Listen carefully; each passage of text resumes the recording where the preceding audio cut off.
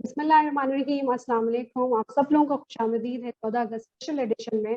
اور آپ سب لوگوں کو 75واں سال پاکستان کی آزادی کا 75واں سال مبارک ہو اور یوم آزادی 76 یوم آزادی مبارک ہو. جتنے بھی پاکستانی ملک میں ہیں اور ملک سے باہر ہیں, آزادی بے شک ایک نعمت ہے اور اس کے ساتھ ذمہ داری بہت ضروری ہے. اور آج بھی ہم ایسے شخصیت سے بات کر رہے ہیں جو بہت ذمہ داری کے ساتھ نہ صرف انہوں نے اس موضوع کو یا اس متنازع ایشو کو اٹھایا اور اس پہ ریسرچ بھی بہت ہے جانبدارانہ کی. اکثر ایسے موضوعوں کے اوپر جو بات ہوتی ہے تو ہم سمجھ نہیں آتا کہ کیا بات کریں اور وہ ایک بھیڑ چاڑ کے شکار ہو جاتے ہیں. بہت کم لوگ ان پہ جو ہے ان سارے ایشوز کو لے کے آگے چلتے ہیں اور عابد علی بیگ صاحب انہی میں سے ایک ہیں. ان کی کتاب ہے کہ قومی ترانہ فارسی یا اردو. عابد بیگ صاحب کا یہ بھی ان کا تعارف کراتی جاؤں. کامرس کا ان کا بیک گراؤنڈ رہا ہے, اس کے ساتھ ساتھ کئی ملکوں میں رہے. یہ پروڈیوسر بھی ہیں, یہ براڈ کاسٹر بھی ہیں, یہ رائٹر بھی ہیں, کالم نگویسی بھی انہوں نے کی, اس کے ساتھ ساتھ یہ شاعر بھی ہیں. اور ان کی بہت خدمات ہیں جو ان کی کتاب میں پڑھ رہی تھی اور میں یہ سوچ رہی تھی کیا بیان کروں کیا نہ بیان کروں. جیسے پاکستان ٹیلی ویژن کے مقبول ترین پروگرام 50-50 کے لیے پروڈیوسر اور خاکہ نویسی انہوں نے کی ہے. نیلام گھر کے انہوں نے سوالات لکھے ہیں. اسی طرح سے اگر آپ دیکھا جائے تو بہت زیادہ ان کو اعزازات بھی ملے ہیں. ان کو کینیا میں Urdu centre life time pattern اعزاز حاصل ہے. اس طرح سے انٹرنیشنل اسلامی سوسائٹی ہانگ کانگ کا اعتراف خدمت ایوارڈ ان کو حاصل ہے. اور the list goes on and I don't want to take anything away from Abid Saab and I want him to actually tell him about himself to us. So السلام علیکم عابد صاحب. پہلے تو بہت مبارک ہو پاکستان کا جشن یوم آزادی. وعلیکم السلام. آپ کو بھی اور آپ کے تمام ناظرین کو اور تمام سننے والوں کو بھی بہت بہت مبارک ہو. اللہ تعالیٰ ہمارے ملک کو پرسکون, خوشحال اور ترقی عطا فرمائے. آمین آمین آمین. کیسے ہیں عابد صاحب؟ آپ کا بہت شکریہ کہ آپ نے یو کے سے ہمیں جو ہے آپ نے اپنا انٹرویو دے رہے ہیں, ہمیں جوائن کیا. آپ کا بہت شکریہ. نوازش آپ کی. ہم یہاں شدید گرمی منا رہے ہیں. اس وقت بھی ٹیمپریچر جو تقریباً 32-33 ڈگری ہے اور it is very in like you کے. پچھلے 3-4 سال سے یا یوں گئی جب سے میں یہاں آیا ہوں گرمی باقاعدہ پڑنا شروع ہو گئی ہے. تو اور یہاں پر گزشتہ تقریباً 2 مہینے سے بالکل بارش نہیں ہوئی ہے جس علاقے میں ہم رہتے ہیں ایسٹ اور ساؤتھ ایسٹ میں. تو یہاں پر ڈراؤٹ جو ہے وہ ڈکلیئر کر دیا گیا ہے, خشک سالی. اور جی تو دعا کر رہے ہیں. کچھ امید ہے کہ پرسوں ہلکی پھلکی بارش ہونے کا امکان ہے, لیکن اس سے جو ریزروائر اور دریا جو ہیں وہ نہیں بھر پائیں گے. بہرحال جی موسم کو ہو سکتا ہے. اور ہم پاکستان میں ہمارے یہاں کراچی شہر میں تو خاص طور پہ کشتیاں چلنے والی ہیں کیونکہ وہ بالکل شہر ڈوب گیا ہے. اسپیشلی جو ہمارے یہاں حالات ہے, بارش ہے, زندگی مفلوج ہو گئی, but weather is pleasant and so is the case in Islamabad. Abid صاحب پہلے بتائیے 75 سال کیسے آزادی کے گزرے آپ کے؟ 75 میرے پورے تو نہیں گزرے, تھوڑے سے کم ہی گزرے ہیں کیونکہ میں اس کی آزادی کے بعد پیدا ہوا تھا. لیکن یہ کہ یقین مانیے کہ مجھے پاکستان سے نکلے ہوئے 40 برس ہوئے ہیں. 1982 میں پاکستان سے نکل آیا تھا, لیکن یہ یقین کیجئے کہ پاکستان ایک دن بھی مجھ میں سے نہیں نکلا ہے. تو اور وہی سلسلہ ہے. میرے دوست احباب سب جو ہے وہ زیادہ تر پاکستانی ہیں. میرے بچے جو کہ پاکستان سے باہر پلے بڑے پیدا ہوئے ہیں, تعلیم حاصل کی, لیکن اردو جو ہے وہ ایسی بولتے ہیں جیسے اردو آپ بول رہی ہیں. بہت شکریہ. میں کوئی بڑے اعزاز کی بات نہیں ہے. اور میری نواسی جو تقریباً 2.25 سال 2.5 سال کی ہے, اس کا مین انٹرسٹ جو ہے وہ اردو ہے. وہ آتی ہی میرے ساتھ شروع ہو جاتی کہ نانا مجھے دل پاکستان سنائے, نانا مجھے اپنی زبان اردو, قومی زبان اردو سنائے, اور اس کو قومی ترانہ بھی آتا ہے. اور ماشاء اللہ. تو آپ یہ مطلب بتانے کا مطلب یہ ہے کہ پاکستان مجھ بھی سے یا میری فیملی میں سے ایک دن کے لیے بھی نہیں نکلا ہے. جی سوری بولیے. جی نہیں, بس میں یہ بتا رہا کہ اسی طریقے سے ہمارا چونکہ 40 سال ہو گئے ہمیں, تو ہم بہت ساری چیزیں مس کر رہے ہیں. کراچی کی بارشیں جو ہے مس کر رہے ہیں. میرے سامنے آخری جو بڑی بارش ہوئی تھی وہ 1967 کی بارش تھی. 1976 میں جب بارش ہوئی تھی اس وقت میں اسلام آباد میں تھا, تو میں نے اس کو مس کیا تھا. باقی پھر اس کے بعد تو بارشیں ہوتی رہی ہیں. تو پاکستان کو تو مس کرتے ہیں ہر حال میں. روزانہ ہر وقت تو یہی ہوتا ہے کہ ہاتھ میں فون ہوتا ہے اور پاکستان کی خبریں سن رہے ہوتے ہیں. میرے والد بہت عرصہ پاکستان سے باہر رہے. جب انہوں نے کمایا, اپنی جوانی گزاری, تو وہ مجھے ہمیں کہتے تھے کہ پاکستان کی کوئی خبر آتی تھی نا تو دل بہت بے چین ہو جاتا تھا. تو میں آپ کی وہ جذبات سمجھ سکتی ہوں، اور یہ ہوتا تھا کب آئیں پاکستان اور کب آئیں پاکستان، خیر وہ آ گئے پھر پاکستان کے لیے۔ آپ یو کے میں کیسے مناتے ہیں یوم آزادی، یہاں جو بھی آزادی کا جشن ہوتا ہے؟ یہاں پر چونکہ کمیونٹی بڑی ہے، شہر بڑا ہے، تو ایک سے زیادہ مقامات پر تقریبات ہوتی ہیں۔ کچھ تقریبات میں پاکستان ہائی کمیشن بھی اس کے اندر حصہ ڈالتا ہے اپنا، اور مختلف جو یہاں پر جو بروز ہیں، مختلف کاؤنٹیز ہیں، ان کے اپنے اپنے میئرز جو ہیں اپنی اپنی کاؤنٹی میں وہ بناتے ہیں۔ جیسے کل مجھے جہاں جانا ہے وہ برینٹ کونسل ہے، جس کے میئر ہمارے ارشد محمود صاحب ہیں، پاکستانی ہیں، وہ بنا رہے ہیں، وہاں پرچم کشائی کی تقریب ہوگی۔ اسی طریقے سے دوسرے کچھ لوگ ہیں جو اپنے اپنے علاقوں میں تقریبات مناتے ہیں، اس میں پرچم کشائی بھی ہوتی ہے، کچھ میلہ سا لگ جاتا ہے، لوگ کھانے پینے کے اسٹال لگاتے ہیں، ملتے جلتے ایک دوسرے سے ہوتی ہے۔ یہاں مجھے اتنا زیادہ اتفاق نہیں ہوا۔ ہانگ کانگ میں میں نے 24 برس یوم پاکستان اور یوم آزادی منایا ہے، اور وہاں پر باقاعدگی سے وہاں ایک Pakistan association of Hong Kong ہے، جس کے پاس ایک پاکستان کلب نام کی ایک عمارت ہے جو اچھی خاصی بڑی جگہ ہے۔ وہاں ہر سال 23 مارچ کو اور 14 اگست کو صبح 8 بجے، 8 بجے کا مطلب ہے ٹھیک 8 بجے، پرچم لہرایا جاتا ہے، قومی ترانہ پڑھا جاتا ہے، اور صدر پاکستان اور وزیر اعظم پاکستان جو بھی ان کے پیغامات پڑھ کر کونسل جنرل صاحب سناتے ہیں۔ اس کے بعد ایک شاندار قسم کا ناشتہ ہوتا ہے پائے اور نان کا۔ تو اس میں یہ کہ میں 24 سال میں سے تقریباً 20 سال میں نے اس پروگرام کو کنڈکٹ کیا ہے، اور مجھے نہیں یاد کہ کبھی 8:01 پر ہمارا پروگرام ہوا ہو۔ زبردست زبردست زبردست۔ عابد صاحب مجھے بتائیے، جب بیرون ملک پرچم کشائی ہوتی ہے، جس ملک میں ابھی آپ رہ رہے ہیں، اس ملک میں پرچم کشائی ہوتی ہے اور قومی ترانہ بجتا ہے، تو کیا کیفیت ہوتی ہے، کیا جذبات ہوتے ہیں؟ جذبات جو ہیں وہ ہمارے انور مسعود صاحب جو مشہور شاعر ہیں، وہ اس کے لیے ایک لفظ استعمال کرتے ہیں، ان بیان ایبل۔ تو جو جذبات ہوتے ہیں وہ ان بیان ایبل ہوتے ہیں، مطلب آپ کے اندر سے آواز ترانے کی جو ہے نا نکلتی ہے، اور آپ ساتھ میں شامل ہو جاتے ہیں ترانے کے، اور جذبات جو ہیں وہ ایسی ہائٹ پر ہوتے ہیں کہ واقعی ان کو بیان نہیں کیا جا سکتا۔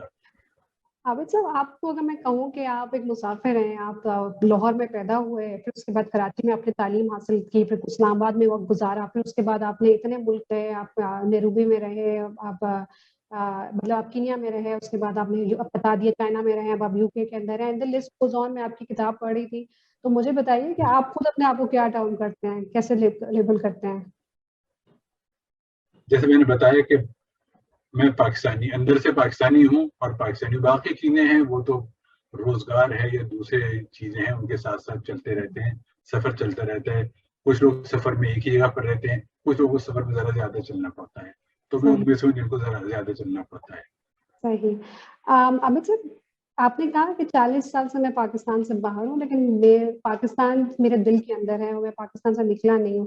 اور پھر آپ نے اپنا بتایا، اپنے بچوں کا بتایا کہ وہ بہت اچھی اردو بولتے ہیں، اور اس کے ساتھ ساتھ آپ نے بتایا کہ آپ کی نواسی اردو بات کرنا چاہتی ہے، قومی ترانہ وہ پڑھتی ہے۔ تو ایسا کیا وجہ ہے کہ آپ کے دل سے پاکستان نہیں نکلا، اور پھر وہ آپ کی آگے نسلوں میں بھی ٹرانسفر ہوا اس پاکستان، مطلب پاکستان میں تو پاکستانی جو بچپن سے یہی رہتے ہیں وہ اردو سے ہی بول پاتے ہیں، تو آپ کے تو بچے بھی بولتے ہیں باہر رہنے کے باوجود بھی، اور آپ خود کہتے ہیں کہ پاکستان میرے دل میں ہے۔ تو کیا ایسی وجوہات ہیں، کیا ایسی بات ہے، پرورش میں کوئی بات ایسی ہے؟ دیکھیے، پاکستان نے ہم کو شناخت دی ہے، ہمارے پاس دنیا میں کہیں بھی جاتا ہوں، پاسپورٹ میرے پاس کوئی سا بھی ہو، کہلاتا تو میں پاکستانی ہوں۔ پاکستان نے مجھے جو شناخت دی ہے وہ کسی اور نے نہیں دی۔ اور جس زمانے میں میرا وہ زمانہ تھا جب میں اسکول میں پڑھتا تھا، اس زمانے میں جس طریقے کی تربیت اساتذہ دیا کرتے تھے اور گھر سے ہمیں تربیت ملتی تھی، وہ تربیت ہی ایسی ہے کہ ہماری ہر گھٹی میں پاکستان اور اردو بسی ہوئی ہے، رچی ہوئی ہے، اور اس کو کسی طریقے سے آپ باہر نہیں نکال سکتے۔ بچپن ہمارا جو گزرا، اس زمانے میں ٹیلی ویژن نہیں تھا، صرف اور صرف جو تفریح تھی وہ ریڈیو تھی یا فلمیں تھی جو کبھی کبھاری دیکھنے کو ملتی تھی، اخبارات ہوتے تھے، رسائل ہوتے تھے، اور انہی کو ہم پڑھتے تھے، اور وہی سے مطالعے کا شوق ہوا۔ گھر میں بڑے بھائی بہن جو ہیں ان کو بھی مطالعے کا شوق تھا، اب وہ اسکول سے آتے تھے، جو اب یقین یہ کہ میں اگر دوسری تیسری جماعت میں تھا تو میں 8ویں 9ویں جماعت کی کتابیں پڑھ لیا کرتا تھا۔ جو پڑھنے کے لیے کچھ چاہیے ہوتا تھا اور ہر وقت تو کتابیں میسر نہیں ہوتی تھی، تو کچھ نہیں تو اپنے بھائی بہنوں کے کورس کی کتابیں اٹھا کر اردو کی کتاب، جغرافی کی کتاب، تاریخ کی کتاب پڑھنا شروع کر دی. تو مطالعے کا شوق وہاں سے ہے، اور اچھا ہے کہ یہ ہمیں شوق نصیب ہوا اور مواقع بھی ملے. اس زمانے میں محلوں میں لائبریریاں ہوا کرتی تھی جہاں پر ایک آنے کرائے پر کتابیں ملا کرتی تھی. تو کتابیں پڑھنا شروع کی لائبریری سے. پہلے بچوں کی کہانیاں، بچوں کے رسالے، پھر بات پہنچی ابن صفی کی جاسوسی ناولوں تک، اور پھر اس کے بعد آگے چل کر کچھ ڈائجسٹ وغیرہ، اردو ڈائجسٹ وغیرہ آنا شروع ہوئے. پھر ٹیلی ویژن آیا. اچھا، جو ریڈیو تھا وہ سننا جو ہے ایک بہت ہی ضروری عمل تھا.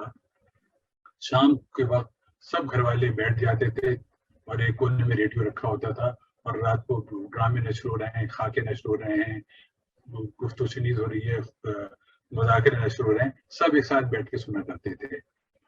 تو وہ ایک ماحول ہی الگ تھا. اور پھر اس وقت یہ تھا کہ صاحب جس وقت ریڈیو اس وقت واحد ایک تفریح تھی اور ایک بہت بڑی چیز تھی ہم لوگوں کے لیے. تو خواہش ہوتی تھی کاش کبھی ہمیں بھی موقع ملے، ہم بھی جا کر ریڈیو پر بولیں. لیکن وہ نہیں ملا موقع اتفاق سے. اس وقت تک نہیں ملا جب تک کہ یونیورسٹی نہیں پہنچ گئے. یونیورسٹی پہنچ کر اس زمانے میں ریڈیو پر ایک پروگرام آیا کرتا تھا، بزم طلبہ. روزانہ رات 9:30 بجے سے آدھے گھنٹے کا پروگرام ہوتا ہے، 9:30 سے 10 بجے تک وہ ہوا کرتا تھا. تو اس میں جو طلبہ و طالبات شریک ہوا کرتے تھے وہ بڑے جانے پہچانے شہر کے لوگ مانے جاتے تھے، اور لوگ ان کی عزت اور تعظیم کیا کرتے تھے. وہاں جانے کا کبھی موقع نہیں ملتا تھا میں. تو ایک دفعہ یہ ہوا کہ 1972 کی بات ہے کہ اخبار میں خبر آئی کہ صاحب ریڈیو پاکستان میں اوپن آڈیشن ہوگا طلبہ و طالبات کا، اور جو بھی اس میں حصہ لینا چاہتے ہیں، شوق رکھتے ہیں، وہاں پر حاضر ہو جائیں. ہم بھی پہنچ گئے وہاں پر. آپ یقین مانیے کہ 500-600 طلبہ و طالبات جو تھے وہاں پر اس وقت موجود تھے آڈیشن دینے کے لیے. تو آڈیشن دینے کا طریقہ یہ تھا کہ باری باری سب کو بلایا جاتا تھا مائکرو فون کے اوپر، ایک اسکرپٹ دیا جاتا تھا. انہوں نے کہا کہ پہلے آپ اپنا نام بتائیے، اپنے تعلیمی ادارے کا نام بتائیے، اور پھر یہ اسکرپٹ پڑھیے. اس زمانے میں ہوتا تھا کہ وہ پروڈیوسر جو تھے، جو کنٹرول روم تھا شیشے کے پیچھے، اس میں کھڑے یا بیٹھے ہوئے ہوتے تھے، اور جو بھی آرٹسٹ یا جو بھی بولنے والا ہوتا تھا وہ دوسرے کمرے میں مائکرو فون کے. تو لرزتے کانپتے ہم بھی پہنچے مائکرو فون کے اوپر، اور بڑی ہمت کر کے میں نے کہا کہ میرا نام عابد علی بیگ ہے، میں جامعہ کراچی کا طالب علم ہوں. تو شیشے کے اس پار سے اشارہ ہوا کہ آپ ہٹ جائیے.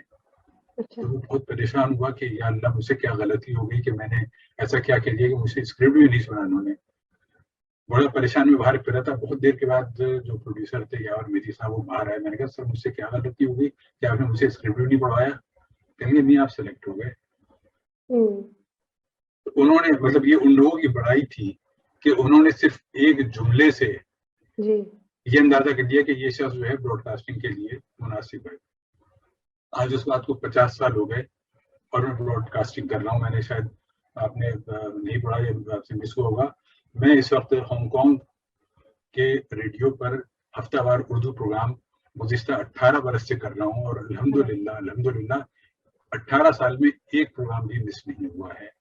آج وہ پروگرام میں یہاں سے بیٹھ کر جس ٹیبل پہ بیٹھ کر آپ سے بات کر رہا ہوں، یہاں بیٹھ کر ریکارڈ کرتا ہوں اور ہر ہفتے ان کو بھیجتا ہوں. کل انشاءاللہ 14 اگست کو میرا پروگرام وہاں پر یوم آزادی کا پروگرام جو ہے نشر ہوگا. اچھا، اور آپ ان پروگرامز میں جو براڈ کاسٹ کرتے ہیں، آپ نے ذرا مختلف ممالک میں بھی کیا ہے، تو اس میں کیا بیسک مفہوم کیا ہوتا ہے؟ 14 اگست کے حوالے سے کیا بات آپ کرتے ہیں؟ 14 اگست کے حوالے سے 14 اگست کی باتیں کہ 14 اگست کیا ہے، کیوں منائی جاتی ہے اور کیسا ہے. کیونکہ وہاں پر جو نسل ہے ہماری جو سنتی ہے، وہاں پر نئی نسل کے لوگ بھی ہیں، پرانی بھی ہیں، تو ان کو انفارمیشن پہنچانا. اور انفارمیشن آج کل آپ کو پتا ہے کہ تھوڑی بہت شوگر کوٹنگ اس پہ کرنی پڑتی ہے، کچھ موسیقی، کچھ اور تفریحی چیزیں اس کے اندر شامل کر کے. باقی قومی نغمے اس میں سنوائے ہیں، ایسے قومی نغمے جو شاید نئی نسل کے لیے وہ اتنے اجنبی ہوں لیکن ہمارے لیے وہ ہمارے دل سے قریب ہیں. جیوے جیوے پاکستان ہے، سونی دھرتی اللہ رکھے ہے، اور میں بھی پاکستان ہوں، تم بھی پاکستان ہے، اور یہ وطن تمہارا ہے. تو یہ سارے نغمے اس کے اندر میں نے سنوائے ہیں. اور کل کے پروگرام میں نے ایک تحریر جاوید چودھری صاحب کی ہے، آزادی اور محبت، جو کہ مشہور مزاح نگار شاعر سید ضمیر جعفری جو کہ آرمی میں ہوا کرتے تھے، کرنل ضمیر جعفری، انہوں نے لکھی تھی. جس زمانے میں پاکستان آزاد نہیں ہوا تھا، 1946 45-46 کا واقعہ انہوں نے لکھا جب وہ کراچی میں اس کیپٹن کی حیثیت سے یہاں پر تھے اور ان کے ساتھ جو ان کے انگریز آفیسر سے کیا سلوک کیا کرتے تھے. اگر وہ آپ سنیں گی تو آپ کو پتہ چلے گا, میں آپ کو اس کا لنک بھیجوں گا, آپ اس کو سنیے گا اس کو. تو وہ میں نے اس میں سنوایا ہے لوگوں, تاکہ لوگوں میں آزادی سے محبت لوگوں میں پیدا ہو. آپ کو بیک گراؤنڈ جو ہے وہ کامرس کا رہا, اس کے بعد آپ کا براڈ کاسٹنگ میں رہا, تو یہ ریسرچ میں آپ کہاں سے آئے, کس طرح سے آپ نے ریسرچ کی طرف آپ آئے؟ دیکھیے ایسا ہے کہ میں اپنے زمانے طالب علمی میں کوئز کمپٹیشن میں حصہ لیا کرتا تھا, اور میں نے اپنی زندگی میں جو پہلا انعام حاصل کیا تھا وہ کوئز کمپٹیشن میں ہی تھا. جب میں انٹرمیڈیٹ کا طالب علم تھا وہاں پر میں نے کوئز میں حصہ لیا. اس کے بعد میں نے ڈی جے کالج کو ریپرزینٹ کیا 2 سال تک کوئز کمپٹیشن میں, پھر 2 سال تک کراچی یونیورسٹی کو ریپرزینٹ کیا کوئز کمپٹیشن میں. اور جیسا کہ آپ نے ذکر بھی کیا, میں نے نیلا بھر کے لیے سوالات بھی بنائے. تو ریسرچ سے میرا تعلق جو ہے بہت پرانا جڑا ہوا ہے. تعلیم میری جو تھی وہ سائنس کی تھی, میں کیمسٹری, فزکس اور میتھمیٹکس پڑھا کرتا تھا. جو ملازمت میں نے کی وہ ساری بینکنگ کی تھی, اور جس کے اندر اکنامکس اور اکاؤنٹنسی اور فائنینس اور مختلف چیزیں تھیں. لیکن اردو سے میرا رشتہ ایسا جڑا ہوا تھا کہ میں اردو پڑھتا اور لکھتا رہا. یہ کتاب, اگر آپ اس کتاب کے بارے میں بات کرنا چاہیں تو ریسرچ میری جو ہے جو کتابی صورت میں وہ یہی ایک ہے. اور اس کے بارے میں جیسا آپ نے شروع میں بھی ذکر کیا تھا کہ بہت سارے لوگوں میں یہ بدگمانی ہے کہ یہ ہمارا قومی ترانہ جو ہے وہ فارسی میں ہے, اور لوگ جو ہیں صرف بھیڑ چال کے طور پر اگر ایک سے سن لیا تو اس بات کو آگے بڑھاتے رہتے ہیں بغیر دیکھے ہوئے, غور کیے ہوئے, سوچے ہوئے. یہ تقریباً کووڈ کے آغاز کے دن تھے کہ فیس بک پر میں نے ایک ویڈیو جو پہلے پاکستان ٹیلی ویژن پہ ہماری نشر ہوئی تھی پاکستان کے قومی ترانے کے بارے میں, جیسے پورا پاکستان قومی ترانے کے بارے میں ڈیٹیل ہے کہ کب اس کی کون سی کمیٹی بنی, کب اس کا سلیکشن ہوا, کس نے سلیکشن کیا, کمیٹی کے ممبر کون تھے, کس تاریخ کو سلیکٹ ہوا, پھر کس نے دھن بنائی تھی اور کس نے کن کن لوگوں نے گایا تھا, اور کیا پورا اس کی ڈیٹیل تھی اس کے اندر. تو وہ فیس بک پر میں نے شیئر کی ہوئی تھی. تو ایک صاحب نے بڑا طنزیہ انداز میں اس پہ کامنٹ کیا, کون سا ترانہ, وہ جو فارسی میں ہے.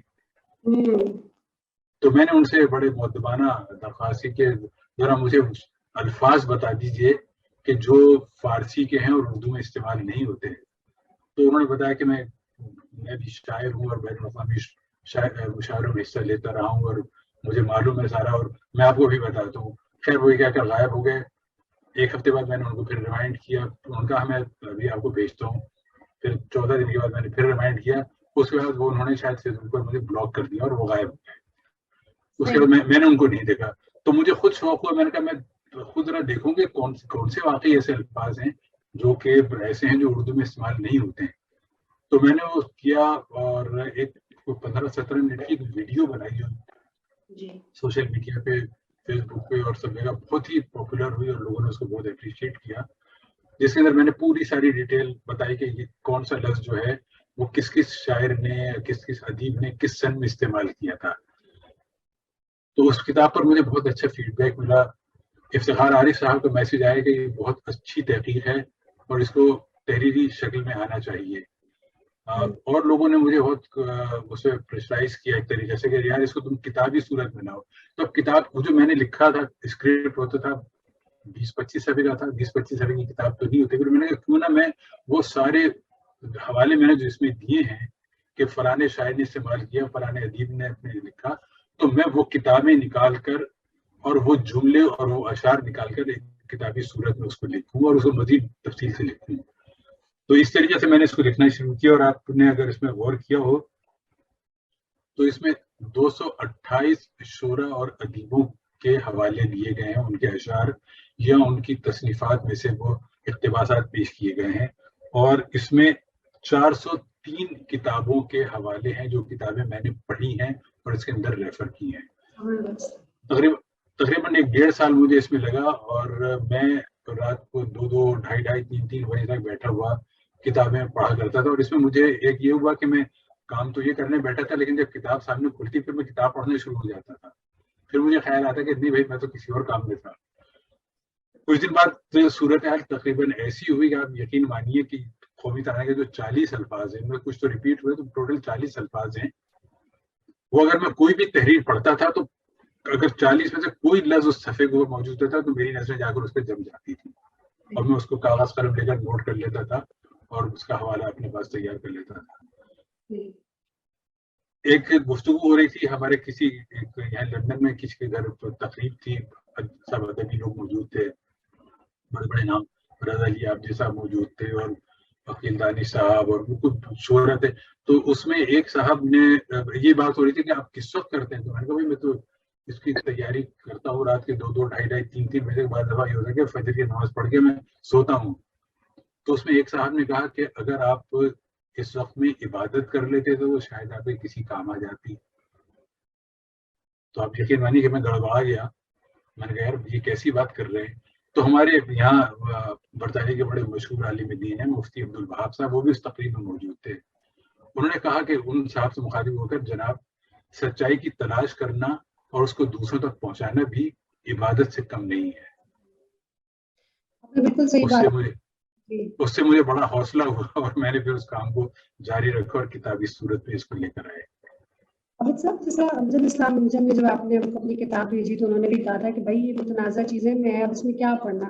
تو ہم سب تو اس ملک میں رہتے ہیں, بچپن سے آئے ہیں اور ہم بڑے دل پہ ہاتھ رکھ کے قومی ترانہ سر بلند کر کے پڑھتے ہیں اور ہم بھی سنتے رہے ہیں. تو ہمیں بھی ہوتا تھا کہ بھائی کیا مسئلہ ہے اگر فارسی اردو کا لگا کے رکھا ہوا ہے قومی ترانہ تو پھر بھی ہم پڑھتے تھے اور ہم نے اس پہ یوں سمجھے کہ اگر پازیٹیولی نیگیٹیولی نہیں تو پازیٹیولی بھی اس پہ اتنی توجہ نہیں دی. تو آپ کو ایسی کیا مطلب مجھے آپ کی ساری پتہ ہے, آپ نے بھی بتایا فیس بک کے اوپر ہوا, لیکن ایسا آپ بھی جانے دیتے ہیں مطلب you could fall on deaf ears, حالانکہ وہ صاحب تو ایگزٹ کر گئے, تو آپ کو کیا ضرورت پڑی تھی دوبارہ اتنا زیادہ مشقت کرنے کی؟ بس کچھ ایک بات دماغ میں آ گئی تھی کہ یہ بات جو ہے جو غلط ہے اور یہ غلطی کب تک چلتی رہے گی.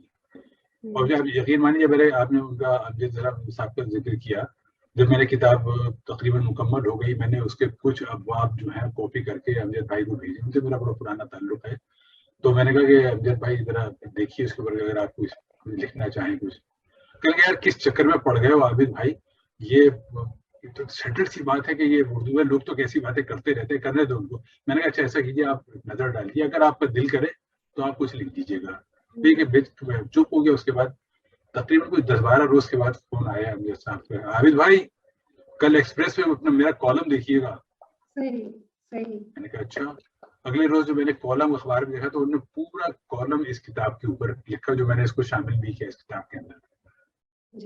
اسی طریقے سے میں بہت سارے لوگوں کو نہیں آتا کہ پاکستان سے اتنے عرصے سے دور ہوں.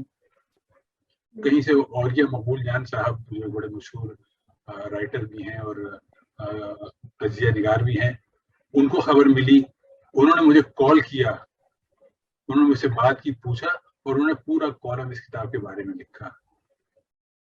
کیونکہ وہ کہیں گے یہ وقت کی ضرورت تھی اور آپ نے بہت ہی اچھا کام کیا کہ ان لوگوں کے منہ بند کر دیے جو اس قسم کی بات جو ہے پھیلایا کرتے تھے اور اپنے ترانے کو ڈیگریڈ کیا کرتے تھے. تو الحمدللہ اب یہ اس کے بعد بھی اچھا کتاب آنے کے بعد کے 2 واقعات میں آپ کو بتا دوں کہ کیا ہوئے. ایک نجی ٹیلی ویژن چینل پر ایک بڑا مشہور ڈرامہ نشر ہوتا ہے صنف آہن, اب تو شاید وہ ختم ہو گیا, میں دیکھتا نہیں ہوں ڈرامے, مجھے زیادہ اس کے بارے میں پتہ نہیں کبھی. تو جس دن اس میں ایک قسط نشر ہوئی اس کے اندر یہ جو ان کے جو لڑکیاں جو وہاں پر کیڈٹ تھی, ان کے انسٹرکٹر نے ان سے کہا تھا قومی ترانے کا معنی مفہوم بتاؤ اور وہ نہ بتا سکی. تو لڑکی نے کہا کہ سر وہ اتنی مشکل اردو میں ہے. تو انسٹرکٹر نے کہا اردو نہیں فارسی میں ہے. تو اچھا میں تو ڈرامے دیکھتا ہوں, مجھے اسی وقت لوگوں نے وہ کلپ اٹھا کر بھیجا شروع کیا کہ عابد بھائی یہ کیا ہو رہا ہے آپ کی کتاب آنے کے بعد بھی. خیر اس بات کو پھر ہم نے دوبارہ اٹھایا, ایک ویڈیو بنائی اور اس ویڈیو کو ہم نے شیئر کیا اور وہ اس بڑے قومی ادارے تک بھی گئی جو اس ڈرامے کا سرپرست تھا, اس ڈرامے کے پروڈیوسر ہیں ان تک بھی گئی, کتاب ان کو پہنچائی گئی. لیکن یہ کہ اس کا کچھ اثر ہمیں کوئی جواب نہیں آیا. لیکن ہوا یہ کہ چند ہفتوں کے بعد وہ ڈرامہ جب ری ٹیلی کاسٹ ہوا ہے تو اس کے اندر سے وہ جملہ نکال دیا گیا. چلے بہت اچھی بات ہے تو یہ ایک اچیومنٹ ہے. اسی طریقے سے تقریباً 10-12 روز پہلے پاکستان کے کو میں تو جانتا نہیں, وہ بڑے مشہور گلوکار ہیں نوجوان, انہوں نے قومی ترانے کو اردو ترجمہ بقول ان کے انہوں نے کیا ہے, اور انہوں نے وہ اپنی گفتگو کا آغاز انہوں نے کہ فارسی میں ہے چونکہ اس لیے اس کو اردو میں ہے اور سمجھ میں نہیں آتا. تو پھر لوگوں نے بتایا کہ بڑے مشہور اور معروف ہمارے ملک کے بہت ہی عظیم رائٹر ہیں, ان کے صاحبزادے ہیں. اتفاق کی بات یہ ہے کہ ان کے ابا کے پاس میری کتاب موجود ہے, اور جس وقت ان کو کتاب دی گئی تھی انہوں نے اس کو بہت سراہا تھا. تو میں نے ان کو صرف اتنا لکھا کہ اگر آپ اپنے ابا سے ہی پوچھ لیتے تو شاید آپ یہ بات نہ کرتے. تو پھر اس میں یہ ہوا, تو اب یہ چونکہ یہ سلسلہ کیونکہ بعض لوگوں کے خیال میں کہ یہ ایک معاملہ دفن ہو چکا ہے کہ بھائی اردو میں ہے تو مطلب ایکسیپٹڈ بات ہے, تو آپ کیوں لکھ رہے ہیں اتنی بڑی کتاب. لیکن اب احساس ہوتا ہے کہ اس کی ضرورت جو ہے ہوتی رہے گی. اس کتاب کو ایک اور جو بڑی خصوصیت حاصل ہوئی وہ یہ کہ یہ کتاب شائع ہونے کے فوراً بعد میں نے بھیجی حفیظ جالندھری صاحب کی صاحبزادی رضا ریاض صاحبہ, جن کا میسج بھی اس کتاب کے اندر موجود ہے, اور انہوں نے اس کی پیکٹ کو لے جا کر اس میز پر بیٹھ کر کھولا جس میز پر بیٹھ کر یہ قومی ترانہ لکھا گیا, اور انہوں نے اس کی ویڈیو بنا کر مجھے بھیجی. تو آپ سوچ سکتی ہیں کہ میرے جذبات اس کے بعد کیسے رہے ہوں گے. میں بالکل سمجھ سکتی ہوں, کیونکہ ہم پاکستانی ہیں اور ہمیں ایکچولی آپ لوگوں کا تو ایک جس طرح میں نے جان بوجھ کے آپ سے پوچھا آپ کی ارلی لائف کیسے گزری, آپ کا بچپن کیسے گزرا, بیکاز عابد علی بیگ بننے کے لیے there has to be a research behind it, there has to be some kind of upbringing. جو بچے 4 سال کے ہوں چاہے 4th گریڈ میں ہو اور 8th 8th گریڈ کی کتابیں پڑھ لیتے ہوں, تو obviously ان کے بارے میں جاننا بہت ضروری ہے کہ what made them write this book, کیونکہ بہت عظیم بک ہے. اس میں قومی ترانے کے اوپر کتاب ہے, اور ہمارا کوئی فنکشن, ہمارا کوئی بھی کام اپنے قومی ترانے کے بغیر مکمل نہیں ہے. عابد صاحب مجھے ایک بات بتائیے, آپ نے قومی ترانہ اگر یہ اس پہ لکھ دیا اور یہ بات یہ جو ابہام تھا اس کو کلیئر کر دیا کہ فارسی میں نہیں ہے اردو میں ہے, آپ نے بہت ڈیٹیل میں لکھا, اور وہ ویڈیو بھی میں نے آپ کی دیکھی کہ آپ نے ایک ایک لفظ کو کہا کہ کہاں کہاں استعمال ہوا ہے, کن شعراء کی اس میں استعمال ہوا ہے, ساتھ ساتھ آپ نے فلموں کا بھی بتایا اور آپ نے بتایا کہ کہاں کہاں استعمال ہوتے رہے. ابھی سر مجھے بتائیے, اگر قومی ترانہ فارسی میں بھی ہوتا تو کیا کوئی فارسی میں ہونا کوئی بہت بڑی گالی ہے؟ فارسی تو ہمارے کتنا بڑا اثاثہ ہمارا فارسی کے اندر رہا ہے, کتنے ہمارے مطلب ایک مسلمانوں کا بھی. آپ بالکل درست کہہ رہی ہیں, وہ کسی زبان آپ جیسے آپ دیکھیے ہندوستان کا قومی ترانہ جو ہے وہ بنگالی میں ہے جی, اور میں نے تو کبھی نہیں سنا کہ ساؤتھ انڈیا والے یا یو پی والے یا پنجاب والے کیرالا والے اس پر اعتراض کرتے ہوں کہ یہ تو ہماری زبان نہیں ہے. ہمارے یہاں لوگوں کو کچھ اس قسم کی ایک شروع سے ہی حفیظ جالندھری کی اپنے زمانے سے ہی بات شروع ہوئی تھی, لوگوں نے کہنا شروع کر دیا کہ وہ فارسی میں ہے. تو حفیظ صاحب نے ان کو جواب یہ دیا تھا کہ بھائی اگر اردو زبان میں سے فارسی اور عربی کے الفاظ نکال دیے جائیں تو کیا رہ جاتا ہے. اس پر انہوں نے ایک شعر لکھا تھا کہ اگر آپ کو یہ منظور ہو تو میں ایسا ترانہ لکھ دوں. وہ شعر تھا کہ سندر دیش پاکستان جس پر ہم تیاگیں پران. تو آپ بتائیے کہ اگر اس میں سے کوئی یہ الفاظ نکالیے, اور یہ سارے الفاظ وہ ہیں جیسے کہ آپ نے بھی ذکر کیا کہ ہندی فلموں کا میں نے اس میں ذکر کیا ہے. بالی ووڈ کی فلمیں جو ہیں وہ ہندی فلمیں ہوتی ہیں, ان کا سینسر کا سرٹیفکیٹ پر بھی لکھا ہوتا ہے کہ یہ ہندی فلم ہے. اس میں سے کتنی فلموں کے نام ایسے ہیں جو ان الفاظ پر ہیں جو کہ قومی ترانے میں موجود ہیں. ان کے کتنے گانے ہیں جن کے گانوں کے اندر یہ قومی ترانے میں استعمال ہونے والے الفاظ موجود ہیں. اگر یہ فارسی کے الفاظ ہیں تو یہ بالی ووڈ کی فلموں میں کیا کر رہے ہیں؟ صحیح صحیح صحیح صحیح, بالکل صحیح کہہ رہے ہیں.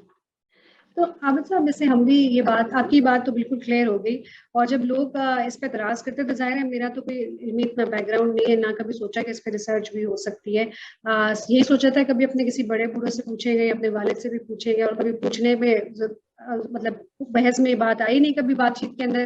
لیکن مجھے آپ سے یہ بات پوچھنی ضروری تھی کہ قومی ترانہ پہلے مجھے آپ یہ بتائیے آپ کے لیے کیا معنی کیا رکھتا ہے؟ دیکھیے قومی ترانہ بنیادی طور پر تو ایک دعا ہے, دعائیہ نظم ہے جس کے اندر اپنے وطن کی شان و شوکت ستوت بیان کی گئی ہے, اور اس کے اندر اس کے لوگوں کی جو طاقت قوت ہے وہ بیان کی گئی ہے. میرے لیے قومی ترانہ میں آپ کو بتاؤں کہ زندگی میں پہلی بار میری جو پبلک اپیئرنس ہوئی تھی، میں تیسری جماعت میں پڑھتا تھا، اور جو آپ نے شاید سنا ہوگا جن کو کہا جاتا ہے کراچی عام طور پر پیلے اسکول، پرائمری اسکول جو گورنمنٹ کے ہوتے ہیں، میں ان میں پڑھتا تھا. اور فخر سے میں کہتا ہوں کہ ناظم آباد میں وہ اب بھی اسکول ہے وسطانیہ کے نام سے، ناظم آباد نمبر 4 میں وہ اسکول تھا، اور میں نے وہاں سے پڑھا. اس کے بعد میں نے ناظم آباد نمبر 1 اسکول، اور اس کے بعد میں نے میٹرک جو کیا گورنمنٹ اسکول جگہ برانچ سے کیا. تو میں فخر سے کہتا ہوں کہ سرکاری اسکولوں کو پڑھا ہوا ہوں. تو اس اسکول میں جہاں میں تیسری جماعت میں پڑھتا تھا تو یہی جشن آزادی منایا جا رہا تھا، تو اس میں انہوں نے قومی ترانہ پڑھنے کے لیے چند طلبہ کو سلیکٹ کیا، تین لڑکوں کو. تو ان 3 میں ایک میں بھی تھا. تو میں نے وہ ترانہ گایا وہاں پر، اور اس کو انعام کے طور پر جو ایک میتھمیٹیکل سیٹ ہوتا ہے جس کو جیومیٹری باکس آپ کہتے ہیں وہ دیا گیا. تو میرے لیے بہت بڑی ایک چیز تھی، اور میں حیران ہوا کہ بھائی میں نے اس چیز پڑھی. وہی تھا کہ صاحب آپ نے اس کو بالکل درست انداز سے پڑھا، بالکل درست دھن میں پڑھا، اور آپ کو انعام دیا جاتا ہے. آپ یقین مانیے کہ 5ویں جماعت تک آتے آتے پورا قومی ترانہ اس کا مفہوم جو ہے وہ سمجھ میں آنے لگا تھا. اور اس میں کچھ ایسی مشکل نہیں ہے. اگر آپ ایک لفظ 40 الفاظ ہیں، اگر آپ روزانہ کے ایک لفظ لے کر بیٹھے ہوں، اس کا بیک گراؤنڈ آپ دیکھیے کہ کیوں ہے، کیا اس کے معنی کیا ہیں، کن کن معنوں میں استعمال ہوا ہے، تو آپ کے سمجھ میں خود ہی آنے لگے گا. اب میں نے اس کتاب میں وہ سارے الفاظ جو ہیں ان کے معنی لکھے ہیں، اور پھر جب جو اشعار جن کے اندر وہ استعمال ہوئے ہیں یا وہ جملے ادیبوں کے جن میں استعمال ہوئے ہیں، اگر آپ ان کو پڑھ لیں تو مفہوم آپ پر خود ہی واضح ہو جائے گا کہ اچھا یہ لفظ اس لیے استعمال ہوتا ہے. ایک لفظ ہے جیسے جو لوگوں کو بہت کنفیوز کرتا ہے، استقبال. ترجمان ماضی شان حال جانے استقبال. مجھے بھی بہت عرصے تک یہ استقبال کر کے مجھے استقبال تو کسی کو ویلکم کرنے کو کہتے ہیں، لیکن جب میں نے اس پہ غور کیا اور پڑھا تو استقبال جو ہے وہ مستقبل کو کہا جاتا ہے.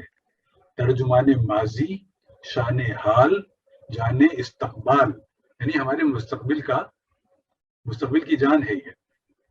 تو استقبال جو ہے مستقبل کے لیے استعمال ہوتا ہے. اور پھر میں نے اس کی مثالیں دی ہیں، درجنوں مثالیں دی، کتابوں میں موجود ہیں کہ استقبال جو ہے مستقبل کے لیے استعمال ہوتا ہے. اسی طریقے سے لوگ کہتے ہیں کہ صاحب وہ شاد باد منزل مراد. شاد باد کیا مطلب ہوا؟ شاد تو چلو ٹھیک ہے، آپ کہتے ہیں بھائی شاد رہو خوش رہو، اسی شاد باد کیوں؟ تو میں ان سے سوال کرتا ہوں کہ بھائی آپ نے کیا کبھی زندگی میں زندہ باد یا مرد آباد کے نعرے نہیں لگائے؟ آپ نے کبھی کسی کو مبارک باد نہیں دی؟ اگر آپ نے وہ بھی کیا تو پھر آپ کو شاد باد پر کیا اعتراض ہے؟ صحیح بالکل صحیح. تو عابد صاحب مجھے آپ یہ بتائیے کہ جو یہ ہمارا جس حلقوں میں یہ بات ہونے لگی کہ اردو فارسی، اور ہم نے اس بات پہ بھی بات کر لی بھی فارسی ہے بھی تو کیا مسئلہ ہو گیا، یا پھر زبان سے تو دشمنی نہیں ہونی چاہیے. اسے ہم سنتے تھے سر سید کی تحریروں میں بھی انگریز سے تو دشمنی کر لو، انگریزی سے نہ کرو. انگریزی تو ہم پر بولتے ہیں اور ہم اس میں فخر بھی محسوس کرتے ہیں. لیکن مجھے بتائیے کہ لوگوں نے اس بات پہ اتنا اعتراض اٹھایا کہ اردو، اس بات کو کیوں سمجھنے میں ان کو دقت آئی کہ یہ اردو میں نہیں ہے، فارسی میں، اور صرف کا لفظ اردو میں. آپ کی نظر میں کیا وجہ ہو سکتی ہے؟ یہ دیکھیے شروع سے جیسے میں نے بتایا، حفیظ علی صاحب کو اسی وقت سے مخالفتوں کا سامنا کرنا پڑا تھا جب انہوں نے لکھا تھا قومی ترانہ. جیسا کہ آپ نے دیکھا ہوگا کہ جب حکومت پاکستان نے اس کے لیے کمیٹی بنائی، اس کمیٹی نے لوگوں کو دعوت دی، 723 ترانے موصول ہوئے، اور اس میں انہوں نے پہلے، دوسرے اور تیسرے نمبر کے جو ترانے کمیٹی نے سلیکٹ کیے وہ پھر بعد میں آگے غور کیا گیا ان کے اوپر. اس میں 2 ترانے جو اور تھے وہ ایک حکیم احمد شجاع صاحب کا ترانہ تھا، اور ایک زید بخاری، ذوالفقار احمد بخاری صاحب، ذوالفقار علی بخاری صاحب، ان کا ترانہ تھا. اگر آپ اس کتاب کے اندر وہ میں نے دونوں ترانے دیے ہیں، اگر آپ ان ترانوں کا معیار دیکھ لیں وہ اردو کے اندر ہیں، اور لیکن اس میں بھی جو اردو کے وہ جو ترانے ہیں اس کے اندر بھی تقریباً 40-45% الفاظ جو ہیں وہ ہیں جو فارسی میں اور عربی میں استعمال ہوتے ہیں. اچھا، آپ اگر اس کو فارسی سے کمپیئر کرنا چاہیں تو آپ ایران کے قومی ترانے کو اٹھا کر دیکھ لیجئے. ایران میں 2 قومی ترانے، ایک پہلے پرانے زمانے میں رضا شاہ پہلوی کے زمانے کا ایک ترانہ چل رہا تھا، اور اس کے بعد پھر جب وہاں پر 1979 میں اسلامی انقلاب آیا تو پھر انہوں نے اس کو تبدیل کیا. دونوں ترانوں کو آپ اٹھا کر دیکھ لیجئے، اگر آپ کی سمجھ میں آ جائیں تو میں آپ کو مان جاؤں گا. فارسی وہ ہے یہ تو آپ پڑھتے ہیں آپ کی سمجھ میں آتا ہے کہ بھائی کیا لکھا ہے، پاک سر زمین کشور ہے حسین شہباز تو نشان عزم عالی شان، سارے الفاظ ہوئے. لیکن آپ ایران کے ترانے پڑھ لیجیے اٹھا کر، پھر آپ کو پتہ چل جائے گا کہ یہ ترانہ جو ہے اردو میں ہے یا فارسی میں ہے.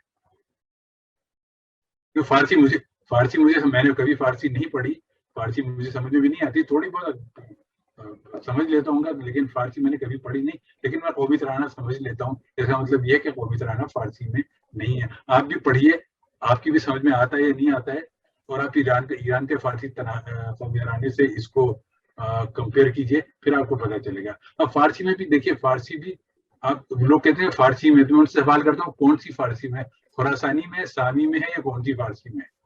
تو میری شکل دیکھنے لگتے ہیں. فارسی کوئی ایک تھوڑی ہے، فارسی تو وہ بھی ہے جو سینٹرل ایشیا میں بولی جاتی ہے. دری زبان جو ہے پاکستان میں بولی جاتی ہے، افغانستان میں بولی جاتی ہے، وہ بھی فارسی کی ایک قسم ہے.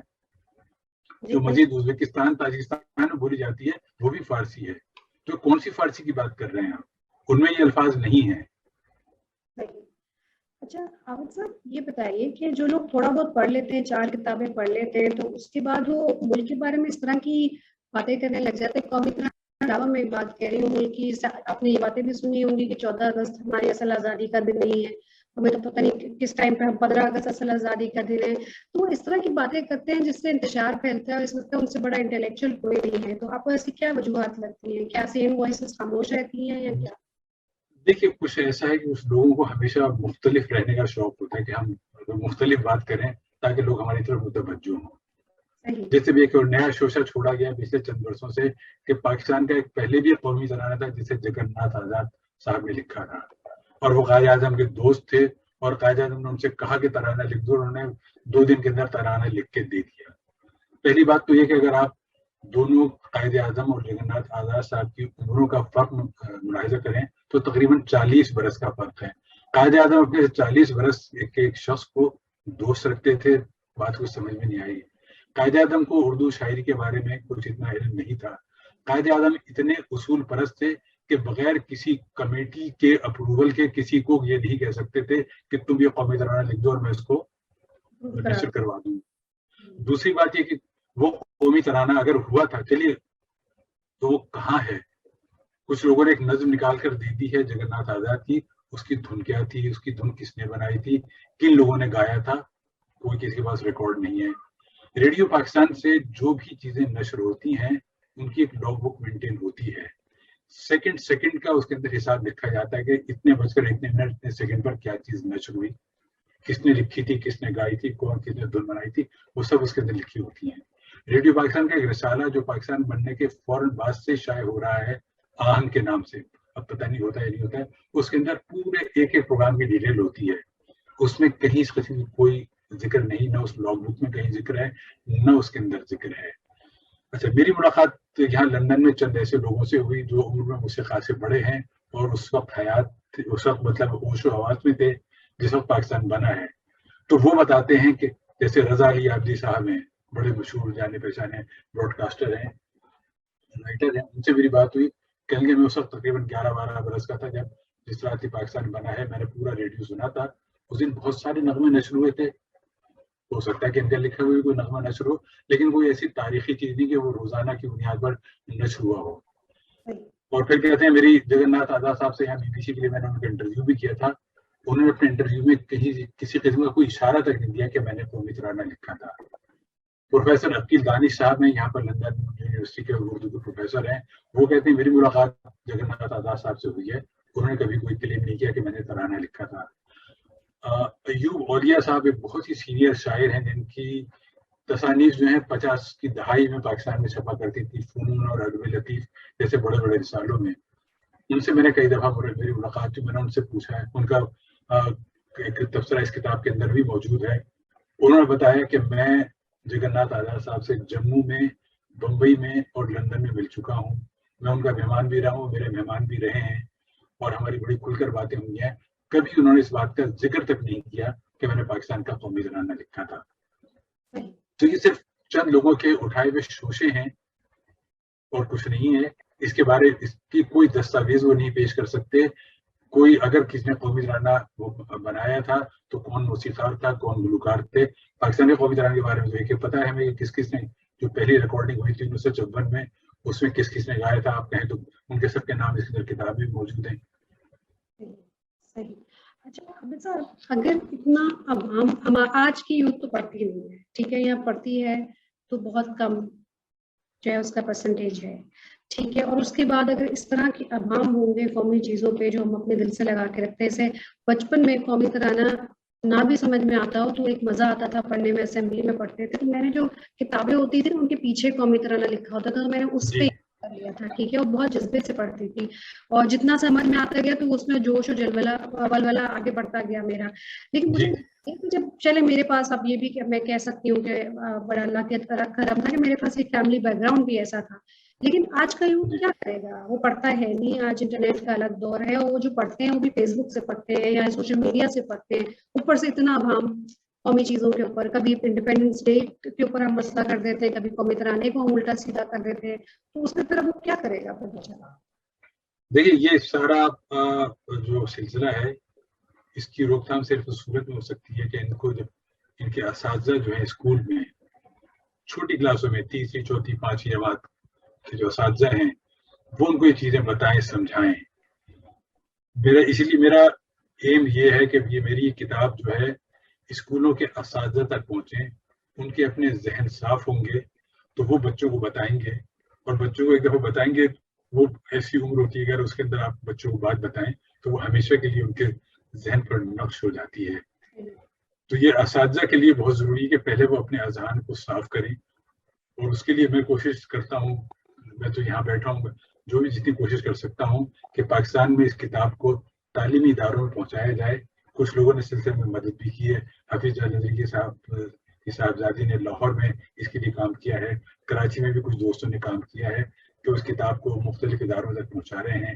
لائبریریوں میں ہوگی، اسکولوں میں، کالجوں میں ہوگی تو کم از کم لوگوں کو پتا ہوگا کہ یہ کیا چیز ہے. اور اس کے لیے صرف یہ کہ بنیاد کی بات ہے، اگر اسکولوں میں، پرائمری اسکول میں اگر بچوں کو کتاب بتائے قومی ترانہ پڑھانے میں کتنی دیر لگے گی، بچوں کو تو آدھے گھنٹے میں چیز جو ہے وہ رٹ جاتی ہے، یاد ہو جاتی ہے. پھر آپ ان کو اگر ایک ایک لفظ کے معنی بتانا شروع کریں، ایک دن میں 2 الفاظ کے معنی بھی بتائیں تو 2-3 ہفتوں میں ساری چیز جو ہے وہ کلیئر ہو جائے گی اور بچوں کو یہ چیز سمجھ میں آ رہی ہے. کہ انٹرنیٹ پر چیزوں کو تلاش کر کے اور پھر ان کو فالو کرنا وہ تو گمراہی کا راستہ ہے میرے خیال میں. حالانکہ میں نے اس کتاب کے لکھنے میں انٹرنیٹ کا بہت سہارا لیا ہے. آپ سمجھیے کہ 90% مجھے کچھ ویب سائٹس ایسی ہیں جن کو پوری کتاب میں انٹرنیٹ پہ لکھی ہوئی چیز پہ غور نہیں کرتا جب تک مجھے وہ PDF کی شکل میں اصل کتاب میرے سامنے نہیں آئی ہے اور میں نے وہاں سے نہیں پڑھا ہے، میں نے اس میں ایک لفظ اپنی کتاب میں اس کو ریفر نہیں کیا ہے. تو اب آپ کے پاس اتنی فیسلٹیز موجود ہیں، اتنی سہولتیں ہیں کہ آپ انٹرنیٹ پر جائیے، کتاب نکالیے، پڑھیے اس کو. عابد صاحب آپ کو کیا لگتا ہے ہمارے معاشرے میں، کیونکہ آپ نے بتایا آپ کے اساتذہ تھے بہت امپورٹنٹ ہیں اور ظاہر ہے ہر اساتذہ نسلیں بناتے ہیں، قوموں کی تقدیر بناتے ہیں، مستقبل ان کے ہاتھ میں ہوتا ہے قوموں کا.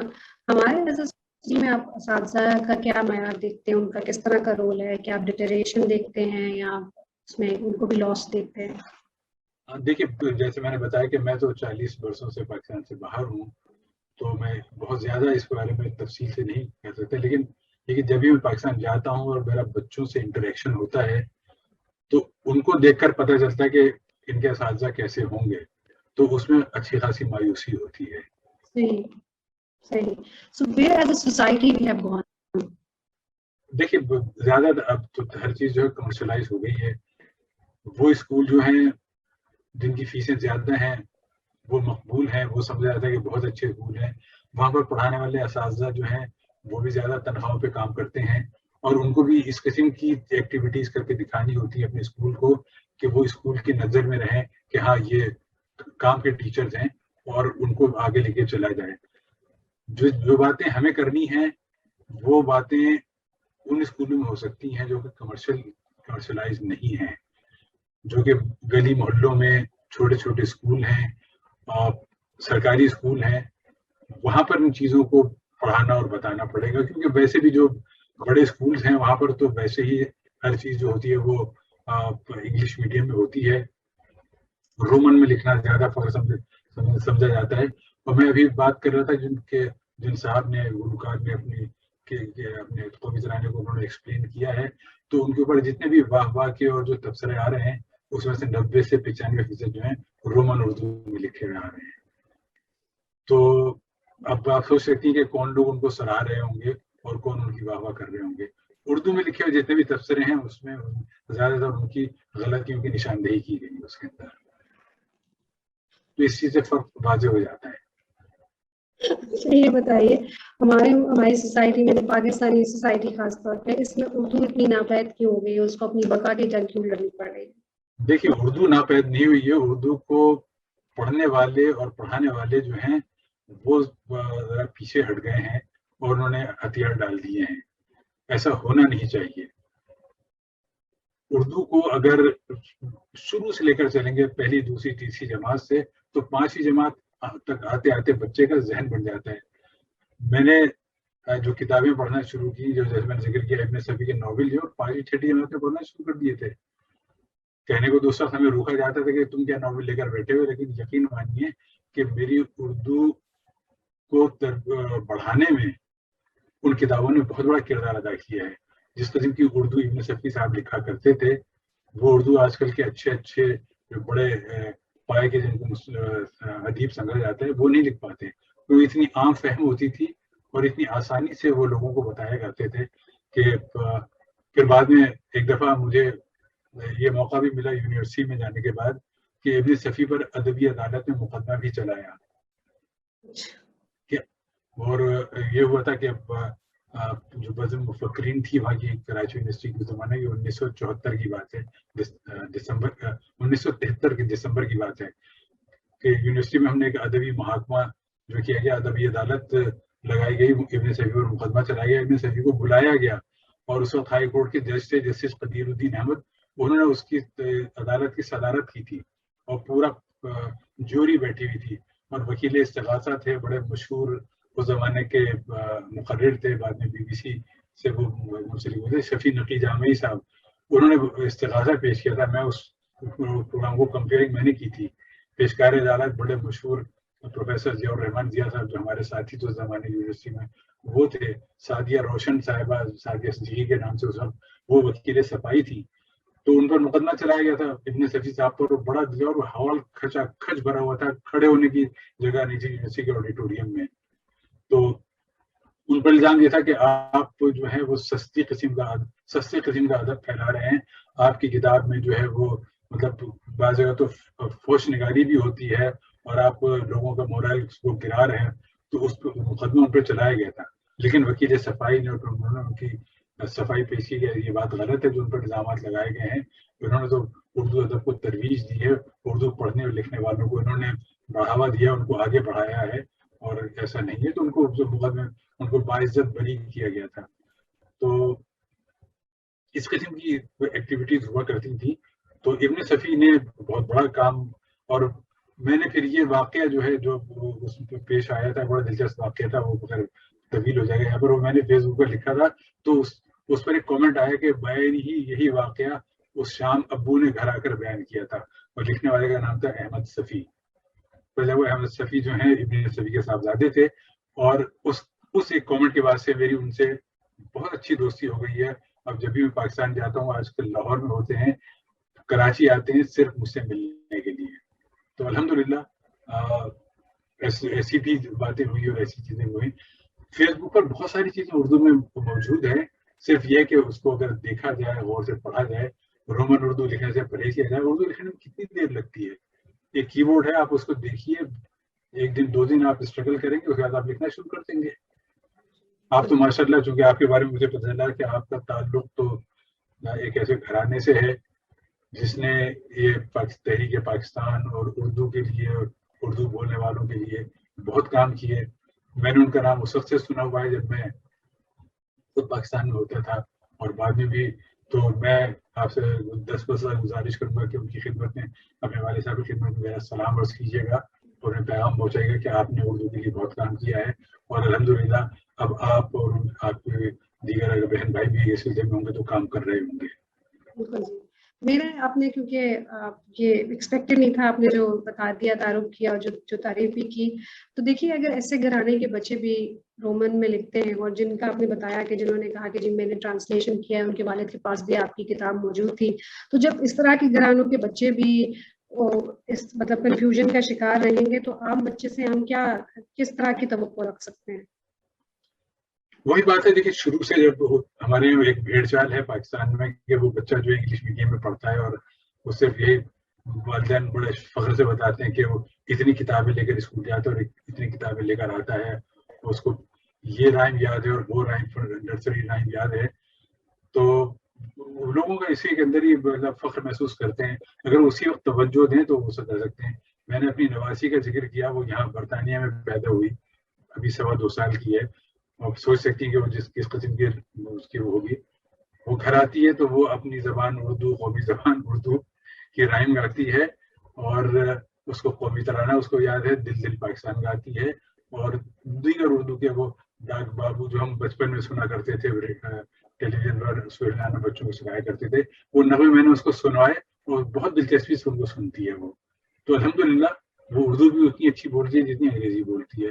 تو اگر ہمارے والدین شروع سے ہی اس بات میں فخر محسوس نہ کریں کہ ہمارا بچہ انگریزی بولتا ہے، بلکہ اس بات میں فخر محسوس کریں کہ ہمارا بچہ انگریزی کے ساتھ اردو بھی اتنی اچھی بولتا ہے، تو چیزیں بدل سکتی ہیں.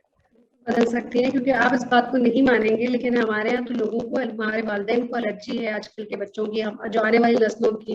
وہ تو بچے کو یہی کہہ رہے ہیں بیٹا ہینڈ واش کر لو، ہاتھ دھونا. تو ان کو کہنا ایک بہت بڑا مطلب کہ وہ ایک شاید ان کا لیول نیچے آ جاتا ہے. یا بچے کو یہ کہنا، جیسے مجھے یاد ہے میرے اپنے گھر میں ایک قصہ تھا، تو میں نے ان کو کہا کہ مگر مچھ، تو اس کی والدہ نے فوراً کہا بیٹا کروکوڈائل یا پتنی ایلیگیٹر کہتے ہیں. تو مجھے یاد ہے انہوں نے کیا کہا، ایک سیکنڈ میں تھوڑا شاک ہو گئی کہ اس نے مطلب کیا، مطلب مسئلہ کیا ہے اس بات کے اوپر، میں نے کچھ غلط بولا ہے. اینڈ آئی ریئلائز کہ یہ شاید سائیکولوجیکل افیکٹ ہے جس سے ہم کبھی باہر نہیں نکل سکتے ہیں، یا پتہ نہیں کیسے نکلیں گے. میں کئی ایسے لوگوں سے ملتی ہوں، پڑھے لکھے بچوں سے ملتی ہوں، بچے بہت اچھے ہیں، کام کر رہے ہیں، نوکریاں کر رہے ہیں، بات ویسی کریں گے کہ جی ہم فلاں میرے پیرنٹس یا فلاں میرے ریلیٹیوز جو ہے وہ ہمیں ڈانٹتے تھے کہ تم لوگ پنجابی اسپیکنگ ہو، پنجابی کیوں نہیں بولتے، جو کنورٹس کرتے ہو. اینڈ دین سو بوز کہ جی جو پشتو ہے وہ اپنی پشتو میں کنورس کرتے ہیں. اور جب میں ان سے یہ بات کرتی تھی، میں بھی آپ سے پوچھوں گی کہ جب کیونکہ آپ تو باہر ہے، کہ جب ہم انٹرنیشنل ارینا پہ ہوتے ہیں تو اس وقت تو پنجابی، پشتو اور سندھی نہیں ہوتی، اس وقت تو آپ ایک قومی زبان مطلب پاکستانی اور آپ کی قومی زبان اردو ہوتی ہے. تو اور اس وقت آپ کو اردو نہیں آئے تو پھر کیس کیا وہ ہوتا ہے، کوئی آپ کو بلا کے کہے گا اس کو ٹرانسلیٹ کر دو بیکاز یو آر پاکستانی، تو آپ اس پہ کیا کہیں گے؟ دیکھیے ایسا ہے کہ ساری قومیتیں جو ہیں وہ بیرون ممالک میں آباد ہیں، ہانگ کانگ میں بھی تھیں، یہاں پر بھی ہیں. وہ لوگ جب آپس میں ملتے ہیں، بیٹھتے ہیں، ایک علاقے کے لوگ ہوتے ہیں تو اپنی زبان میں گفتگو کرتے ہیں اور اس کے اندر کوئی برائی نہیں. لیکن جب وہ لوگ ایک ایسی محفل میں آتے ہیں، ایک ایسے فورم پہ آتے ہیں جہاں پر دوسری زبان میں بولنے والے بھی موجود ہوتے ہیں، تو پھر ساری بات چیت اردو میں ہوتی ہے. اور مجھے بڑا فخر ہے اس بات پر کہ یہاں پر اتنے اچھے اچھے اردو کے لکھنے والے جن کی مادری زبان اردو نہیں ہے موجود ہیں. ان کی کئی کتابیں شائع ہو چکی ہیں، اور بعض ان میں تو ایسے ہیں کہ وہ اساتذہ ہیں اردو شاعری میں، یعنی کہ جو اردو شاعری کے اساتذہ ہیں ان کے بھی استاد ہیں. اور ان کا تعلق ہے، جن صاحب کو میں جانتا ہوں، وہ ایک پشتو بولنے والی گھرانے سے ہے، لیکن بہت شاندار قسم کی اردو لکھتے اور بولتے ہیں. تو اردو تو ایک ایسا پلیٹ فارم ہے جو سب کے لیے ہے. دیکھیے میں نے بہت ساری جگہوں پہ کام کیا. ہمارا سابقہ جو ہے مختلف زبانیں بولنے والوں سے پڑتا تھا، جو ہندوستان کے مختلف علاقوں سے رہنے والے، کوئی گجرات کا ہے تو کوئی بنگال کا ہے، کوئی مہاراشٹر کا ہے، کوئی کیرالہ کا ہے، کوئی پنجاب کا ہے. لیکن وہ جب سب آپس میں ایک دوسرے سے بات کرتے تو آپ یقین مانیے کہ ان کی بات کا 90% جو ہے وہ اردو ہوا کرتی تھی، اور ہم بھی جب ان سے بات کرتے تھے تو اردو ہوا کرتی تھی. اور اس کے لیے بہت بڑا کریڈٹ جاتا ہے بالی ووڈ کی فلموں کو، کیونکہ بالی ووڈ کی فلمیں ابھی بھی لکھنے والوں میں بہت سارے لوگ ایسے ہیں جو کہ اردو، جن کا تعلق اردو سے ہے. وہ کہ اس میں اب ہندی کے الفاظ بھی استعمال ہوتے ہیں، اچھے خاصے ہوتے ہیں، لیکن آج سے 20-25 سال پہلے کی جتنی بھی آپ فلمیں اٹھا کر دیکھ لیجئے، اس میں ساری کی ساری اردو میں ہوتی تھی. تو اردو کی ترویج میں بالی ووڈ کی فلموں نے بہت بڑا کردار ادا کیا ہے، اور اس کی وجہ سے ہم یہ بآسانی کہہ سکتے ہیں کہ اردو سمجھنے والوں کی تعداد، سمجھنے والوں کی بات کر رہا ہوں میں، کہ اردو سمجھنے والوں کی تعداد اس وقت دنیا میں دوسرے نمبر پر ہے. کیونکہ 1 ارب کی آبادی آپ لے لیجئے ہندوستان کی، 1 ارب سے زائد کی، پاکستان کے ہو گئے، نیپال کے لوگ ہیں، سری لنکا کے لوگ ہیں، بنگلہ دیش کے لوگ ہیں، بہت سارے عرب اور ایرانی جو ہیں وہ بھی اردو کی فلموں کی وجہ سے سمجھ لیتے ہیں. تو اگر آپ ان ساری تعداد کو ایک جگہ اکٹھا کریں تو یہ 1.5-2 ارب کے قریب یہ تعداد پہنچ جاتی ہے جو کہ اردو سمجھ سکتے ہیں. تو اس بات پر ہمیں فخر کرنا چاہیے اور اردو کو اور آگے بڑھانا چاہیے. عامر صاحب، لیکن اب تو شاید ان کی زبان ہندی ہو گئی ہے. آپ کو یاد ہوگا بڑا ایک کریکٹر سے اس نے کہا کہ میں انگریزی میں نہیں اردو میں پڑھتا ہوں، تو جو کمنٹیٹر تھی یا ہوسٹ جو تھی وہ انڈین تھی، تو انہوں نے ایسی اردو بولی کہ اس کے ایکسپریشن سامنے آ گیا کہ وہ شاید یہ سوچ رہا وہ دیکھیے وہ کچھ وہ چونکہ وہ کچھ بتانا چاہ رہی تھی، اپنا وہ ظاہر کرنا چاہ رہی ہوں گی. میں وہ سمجھ گیا آپ کو اشارہ کس تقریب کی طرف ہے. لیکن یہ ہے کہ عام لوگ جو ہیں، عام لوگ جو ہیں سڑک پر چلتے ہوئے، اگر آپ ان کے کھلاڑیوں کو لے لیجئے، آپ ذرا دیکھیے، اگر کبھی سنیں آپ جو وکٹ میں لگا ہوا مائکرو فون ہوتا ہے اس سے آپ کو آواز آتی ہے، جو وکٹ کیپر جو ہے اپنے کھلاڑیوں کو کہتا ہے کہ آگے آ، اس کو آگے گیند پھینک، دیکھ، چھوڑنا نہیں، پکڑ لے. تو یہ کون سی زبان ہے؟ یہ سب اردو ہے. کیونکہ اس میں بھی سارے جو ہوتے ہیں، اس میں کوئی جو ہوتا ہے وہ ساؤتھ کا ہے، کوئی نارتھ کا ہے، کوئی پنجاب کا ہے، کوئی بنگال کا ہے. تو وہ سب ایک دوسرے کمیونیکیٹ جو کرتے ہیں، وہ جس زبان میں کرتے ہیں وہ یہی ہوتی ہے. اردو کو آگے بڑھانے کی آپ نے بات کی، اگر آپ مجھے بہت مختصر بتا دیں، مے بی 5 اسٹیپس یا 3 اسٹیپس میں کہ کیا کر سکتے ہیں ہم اردو کو آگے بڑھانے کے لیے. دیکھیے، اردو کو بڑھاوا دینے کے لیے سب سے پہلے تو ہے کہ آپ کو اس بات کو احساس اپنے اندر پیدا کرنا ہوگا کہ اردو ہماری زبان ہے اور ہمیں اس کو آگے بڑھانا ہے، ہمیں اس پر فخر کرنا ہے اور ہمیں اپنے بچوں کو سکھانا ہے، اپنی آنے والی نسلوں کو بنانا ہے اور ان کو یہ احساس دلانا ہے کہ اردو بولنا یا اردو میں بات کرنے سے آپ کوئی ڈی گریڈ نہیں ہو جاتے، آپ کی کوئی اس کے اندر سبکی نہیں ہوتی. پھر اردو کے اندر دیکھیے، اگر آپ ایک یہ اگر اس لیول پر آپ آ جائیں کہ اپنی حد تک محسوس نہ کریں اس کے اندر، تو اردو کے اندر جو لٹریچر موجود ہے، اردو کے اندر اسلامی کتابیں جتنی موجود ہیں، کچھ لوگوں کا اندازہ ہے، مجھے پتہ نہیں وہ صحیح ہے یا غلط ہے، وہ کہتے ہیں کہ اردو میں اسلام کے اوپر عربی سے زیادہ کتابیں موجود ہیں. اتنی کتابیں لکھی گئی، ان کی تعداد عربی میں لکھی بھی گئی کتابوں سے زیادہ ہے. تو اگر آپ کو اردو آتی ہے تو آپ اپنے مذہب سے بھی جڑتے ہیں، کیونکہ انگریزی میں اتنی کتابیں نہیں ہیں، اور انگریزی کی کتابیں اگر جو مذہب میں لکھی گئی ہیں ان کی انگریزی سمجھنا آسان نہیں ہے. یہ جو ہمارے یہاں لوگ ہینڈ واش کرنے کی بچوں کو کہتے ہیں، اگر آپ ان جگہ انگریزی میں لکھی ہے قرآن کے ترجمے کو آپ بتا دیجیے کہ کیا لکھا ہے تو وہ نہیں سمجھ پائیں گے. تو اپنی زبان سے جڑ کر، اپنی زبان کو پر فخر کر کے اس کو بولنے، اس کو لکھنے، اس کو سمجھنے میں حد تک محسوس نہ کرنے سے آپ اردو کو ترویج دے سکتے ہیں، ترقی دے سکتے ہیں. اپنے بچوں کو راغب کیجیے کہ اردو کی طرف آئیں، اردو کی کتابیں پڑھیں. لوگ ابھی بھی کام کر رہے ہیں اردو کی کہانیوں کی کتابیں. میں نے دیکھا کہ اتنی اچھی اچھی کتابیں لکھی جا رہی ہیں. بچوں کا جو کتابیں ہیں، بچوں کے ناول بھی لکھے جا رہے ہیں، بچوں کی کتابیں، کہانیاں بھی لکھی جا رہی ہیں. افسوس کی بات یہ ہے کہ والدین ان کی طرف توجہ نہیں دے رہے ہیں. میرا تقریباً 2-3 سال قبل کراچی میں اس وقت تھا جب یہاں بک ایکسپو لگی تھی، ایکسپو سینٹر میں کتابوں کی نمائش، قومی نمائش جو لگی تھی، وہاں پر سینکڑوں ہزاروں کی تعداد میں بچے آ رہے تھے اور وہ کتابیں خرید رہے تھے اردو کی کہانیوں کی. ان کے والدین ان کو دلوا رہے تھے. تو ہمیں مایوس ہونے کی ضرورت نہیں، لوگ ایسے موجود ہیں اور بڑی تعداد میں موجود ہیں جو کہ اردو اپنے بچوں کو پڑھانا چاہتے ہیں، سکھانا چاہتے ہیں اور تعلیم دینا چاہتے ہیں.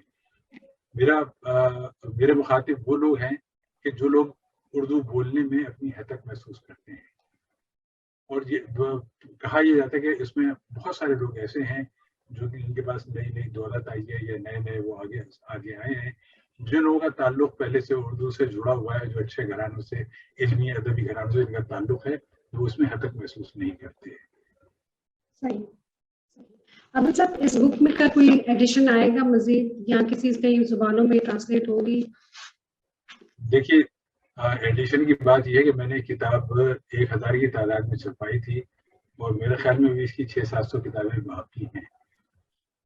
تو کیونکہ لوگ کتاب کی طرف ذرا آتے نہیں کہ وہ کتاب آئے اور خریدیں اور اس کو پڑھیں.